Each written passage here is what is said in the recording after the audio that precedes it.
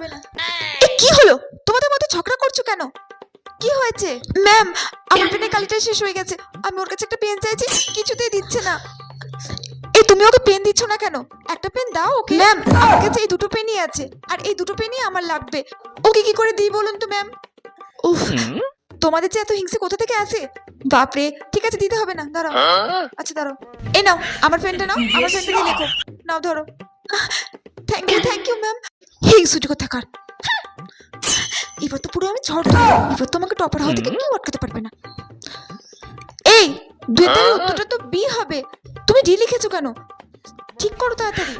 এই রে, রাইট দাগের বড় প্রশ্নগুলো উত্তর তো মনে পড়ছে না। কেউ যদি পয়েন্টগুলো বলে দিত, তাও বানিয়ে বানিয়ে লিখে দিতাম। কি করব? আমি বরং এক কাজ করি, টয়লেটে যাই, গিয়ে দেখে আসি। ম্যাম, একটু টয়লেটে যাবো।